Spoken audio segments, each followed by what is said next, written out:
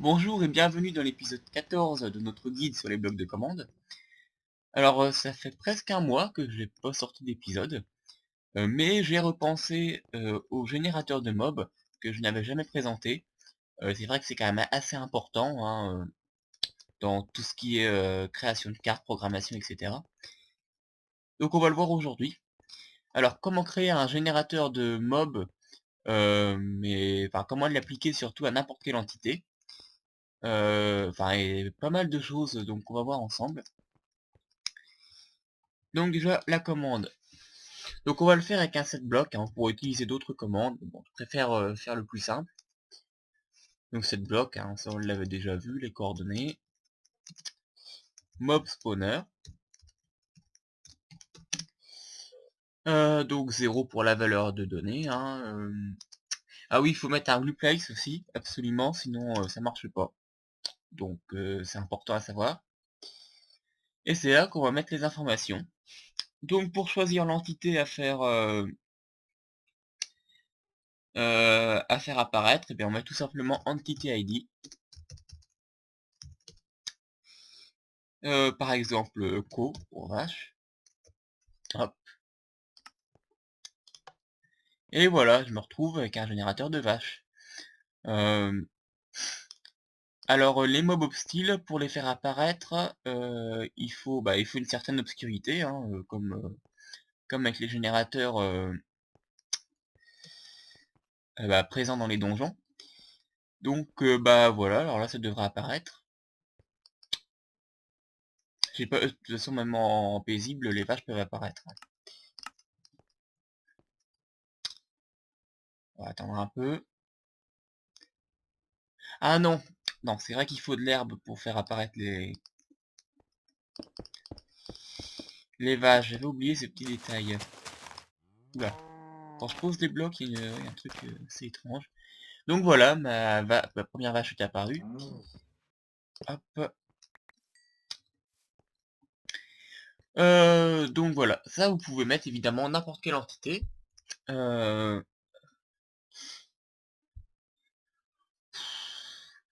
Euh, une entité qui n'est pas forcément un mob hein, d'ailleurs. Hein. Par exemple, si je mets Minecart Hopper, hein, non, Minecart, ouais. Minecart Hopper, ça doit s'écrire comme ça. Voilà, j'ai un générateur de Minecart Hopper. Alors est-ce qu'ils peuvent se générer comme ça ou est-ce il faut des rails pour qu'ils apparaissent? Euh, il me semble qu'on peut les générer directement comme ça, hein,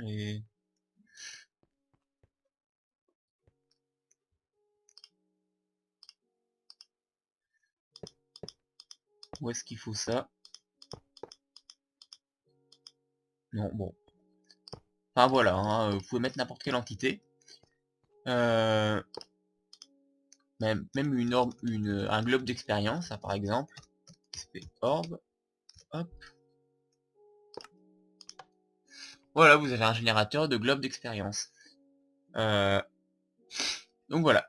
Alors c'est pas tout, hein, maintenant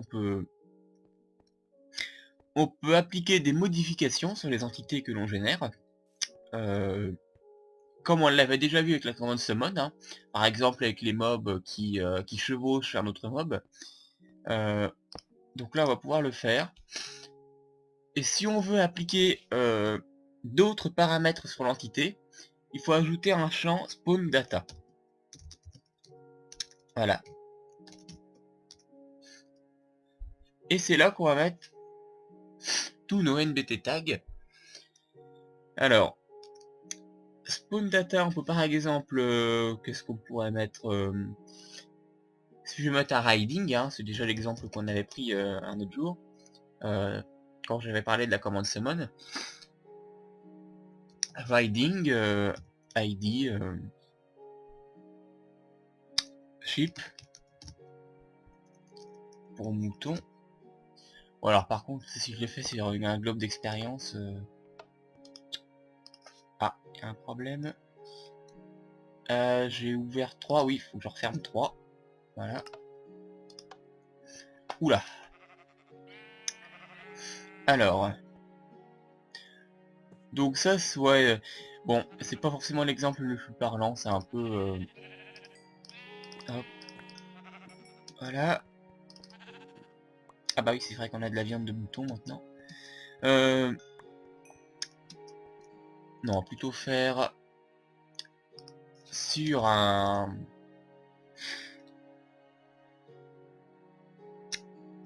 ouais, bon, on va le faire avec un peu avec les mobs hostiles aussi, hein. Sauf que va falloir que je le mette en... Tiens, d'ailleurs, un truc intéressant à tester. Si je suis en paisible, ouais. Et que je fais ça, est-ce que ça va marcher? Non, je crois pas. Hop. Non, donc je vais me mettre en facile. Hop. Et là, j'ai bien mis une araignée qui chevauche un mouton. Alors là, on voit que l'araignée dans le... Ouais, alors il va falloir mettre la nuit aussi. Euh, une araignée qui chevauche un mouton. Donc on va attendre qu'elle apparaisse. Pas pressé. Peut-être mettre plus par contre. Hop. Voilà, c'est bon. Donc on a bien des araignées sur des moutons. Et apparemment l'araignée ne m'attaque pas. Bien qu'il fasse nuit.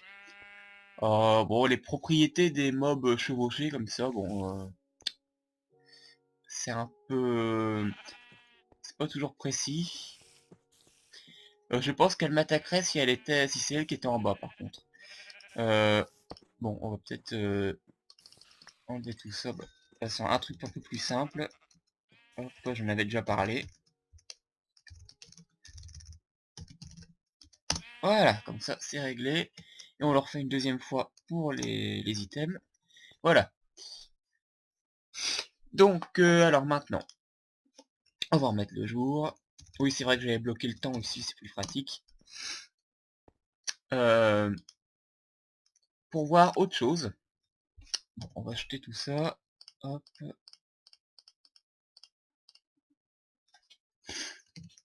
Voilà. Donc on va reprendre la même commande. Et on va voir d'autres tags qui peuvent être appliqués au mob spawner. Donc au générateur de mobs. Alors, vous n'êtes pas obligé d'utiliser Entity ID. Mais je vais quand même regarder. Ouais, non. On verra après. Pour l'instant, on va voir le... Ouais, vous pouvez choisir le nombre de mobs qui apparaîtront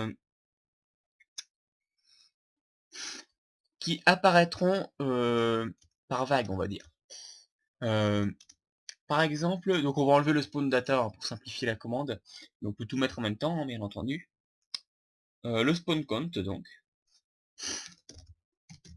Par exemple, si je mets 4, on va le faire sur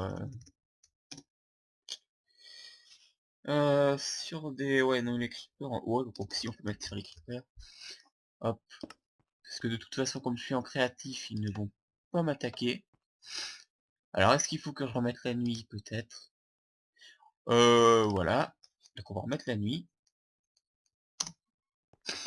Tiens, ils sont apparus que 2 là. Pourtant j'ai mis 4.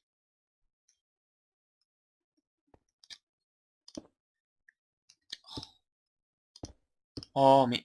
Oui non, c'est vrai que c'est là. Si je mets 10 par exemple. Il devrait apparaître par 10 en théorie. Bon, ça n'a pas l'air de fonctionner. Donc on va pas insister, hein, bon. Mais voilà. Ouais, de toute façon, il y a peut-être une autre limite ailleurs. Bon, on va se débarrasser de toutes les entités. Hop, voilà, on va mettre le jour. Bon, ensuite, ouais. Vous pouvez également choisir la zone de spawn, le spawn range. Euh, ouais, en fait, c'est la zone où les... Enfin, le rayon le rayon, mais c'est défini par un carré, autour du générateur de mobs dans lequel les mobs peuvent apparaître. Par défaut, c'est 4, hein, c'est pour ça que les donjons d'ailleurs font une taille en général de 7 par 7 ou de 9 x 9. Si je mets 15 par exemple, on va le faire avec des mobs, un mob qui me poserait pas de problème. Qu'est-ce que je pourrais mettre, hein? Si je fais un summon,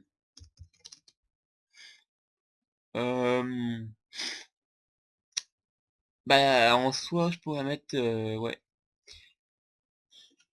Boat par exemple, là, oh merde, par contre j'ai pas pris en compte les changements. Spawn range, je mets 15. Toujours un peu chiant. Voilà. Donc on va se retrouver avec un générateur de bateau. Ce générateur... Oh, bon par contre ça m'énerve. Tiens, j'aurais pu désactiver aussi les loots, ça aurait pu être pas mal. Pour être tranquille. Alors par contre, est-ce que ça va marcher ce truc là? Bon, tant pis, on va le faire avec des villageois. Hop.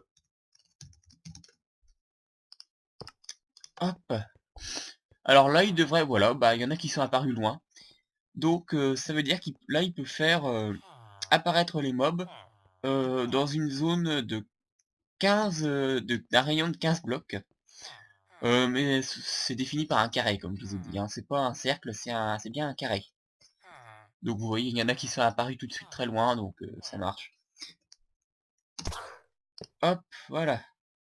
Ah oui, d'ailleurs c'est intéressant, quand on les tue, on nous donne le type de villageois. Donc voilà pour le spawn range, hein, bon. Alors après on peut définir les délais et tout. Bon, je vais pas tout vous expliquer dans ce tuto. Je vous envoie de toute façon à la page du wiki qui s'appelle Chunk Format. Alors ça s'écrit bien comme ça, Chunk Format. Où vous sont présentés tous les tags, tous les NBT tags qui peuvent être utilisés dans les commandes, enfin qui sont gérés par le jeu en tout cas. Il y en a qui ont pas l'air de marcher, hein, bon, mais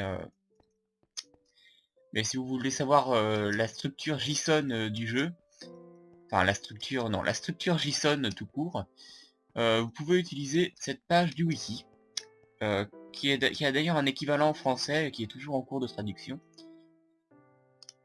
Donc voilà. Alors ensuite, donc maintenant, on va voir qu'un générateur, on peut assigner en fait plusieurs entités à un générateur, en définissant une probabilité pour qu'une des entités soit sélectionnée. Donc on va reprendre notre commande. Donc on va tout effacer en fait là, enfin sauf le début. Et on va mettre un tag qui s'appelle spawn potential. Potentials, ouais, voilà. Alors on va mettre ensuite une liste d'entités.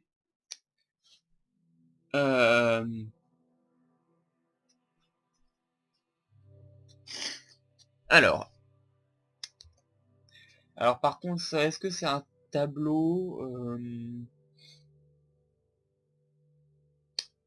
Oui, je pense, hein. En toute logique, oui, c'est un tableau.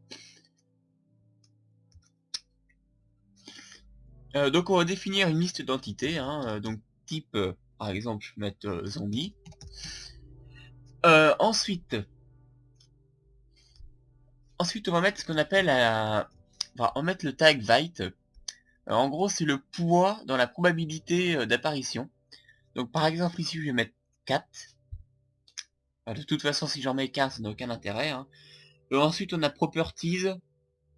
En fait, c'est l'équivalent du spawn data de tout à l'heure. Donc si on veut appliquer des modifications sur ce mob, on met un Properties. Là, on va pas le faire, hein, mais voilà, c'est l'équivalent de spawn data. Et il faut savoir que ça, par contre, ce sera pris en compte par-dessus Entity ID. Hein. Si vous avez également mis un Entity ID ou un Spawn Data dans votre commande, c'est le Spawn Potentials qui prend le dessus. C'est bon à savoir. Et voilà, ça devrait être bon. Bon là pour l'instant j'en mets qu'un, donc ça n'a absolument aucun intérêt. Mais on va quand même remettre la nuit.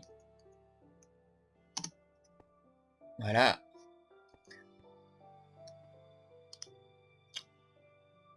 Bah, en toute logique, ça devrait déjà me générer des zombies. Hein, alors par contre, est-ce que je suis en... Ouais, je me suis bien laissé en facile. Bon. On va ajouter une deuxième entité. Donc dans une liste, on sépare les éléments par une virgule. On va mettre par exemple... Bon, on va mettre quelque chose de trop violent parce que, bon... Un squelette. Un squelette avec une probabilité de 1 par exemple. Voilà. Alors, si je laisse ça, on a donc zombie, on a mis 4 ici, et 1 pour le squelette. En gros, ça veut dire qu'il y a 4 chances sur 5 qu'un zombie soit généré, et une chance sur 5 pour le squelette. Alors, ça n'a pas l'air de fonctionner. Je me demande ce qui manque. Alors, il n'y a rien dans le générateur, mais ça, c'est plutôt logique, puisqu'il y a plusieurs entités possibles. Mais rien n'apparaît.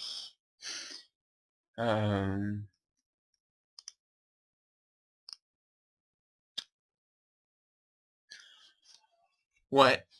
Bon, on va pas... Alors, attends, est-ce qu'il faudrait du coup quand même mettre une entity ID? Non, enfin, je crois pas. Bah non.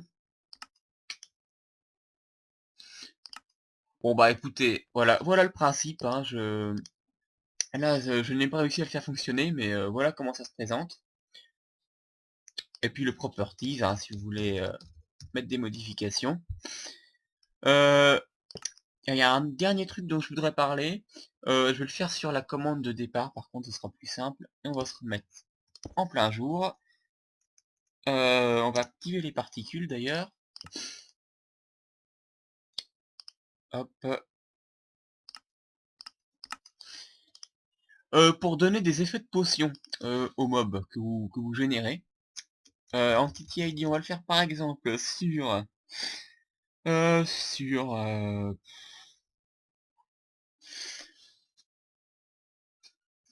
Ah putain. Sur une bâche, allez. Changer un peu. Donc pour appliquer des effets de potion, c'est Active Effects. Active Effects. Enfin, Effects. Pardon. Hop, décidément. Et ici, vous mettez tous vos effets. Alors, les effets, on l'avait déjà vu, hein, presque au début, en fait, du guide. Et il faut mettre un ID. Alors, par exemple, par contre, je les ai plus en tête. Si je mets 6, par exemple, bon. Amplifier, c'est le niveau hein, de l'effet de potion. Et puis duration, ouais, duration. Bon, on n'est pas obligé d'en mettre un en fait, hein, je pense. Parce que...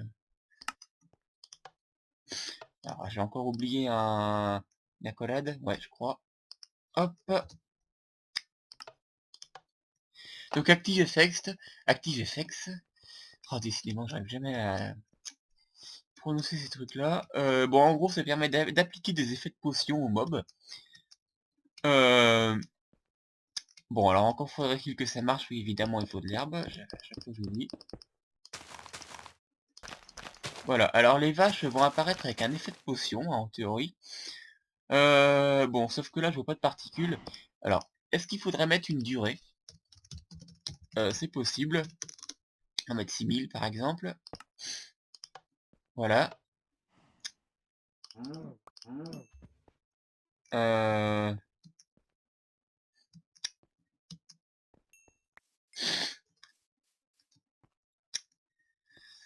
Non, apparemment les vaches n'apparaissent pas avec des particules. Mais Active Effects... Effects... Est-ce qu'il faudrait mettre un show particle des fois?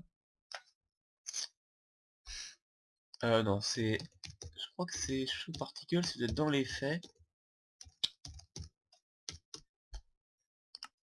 Mais il me semble que par défaut, ça les affiche, hein, les particules. Bah, on va tester sur un effet plus simple à voir, qui est la vitesse, parce que la vitesse, ça se verra tout de suite. Si je mets 1, on va mettre 10 ici, hop. Alors, on va essayer de les faire déplacer. Non, elles ont pas de vitesse, hein, apparemment. Alors encore un truc qui marche pas. Ou alors est-ce qu'il faudrait utiliser les nouveaux... Non. Ah non, elles ont pas de vitesse, hein. Ce serait bien qu'elles se déplacent un coup quand même pour qu'on puisse voir.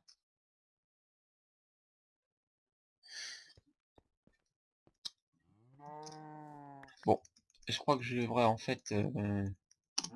J'aurais dû désactiver les loots. Voilà, une nouvelle vache vient d'apparaître là. Bon, ce serait bien qu'elle se déplace un peu. Ouais. Non, elles ont pas de vitesse. Donc ça n'a pas l'air de fonctionner, Active Effects. Effects... Oh là là, putain. On va arrêter le massacre. Donc, bah voilà, hein, voilà pour les générateurs de mobs. Alors comme je vous ai dit, je vous ai pas tout présenté, mais j'ai quand même montré le plus important. Donc rendez-vous hein, sur la page, sur le wiki, hein, pour plus d'informations sur la page Chunk Format. C'est là que vous aurez tous les tags possibles. Alors après, est-ce qu'ils sont tous référencés? Qui sait, hein. Mais en tout cas, c'est vraiment la page de référence pour la programmation. Voilà, donc bah, sur ce, à plus tard. Je ne sais pas si je... Ouais, je pense que je présenterai encore d'autres commandes dans des épisodes à venir. Donc merci d'avoir suivi cet épisode 14 et je vous dis à plus tard.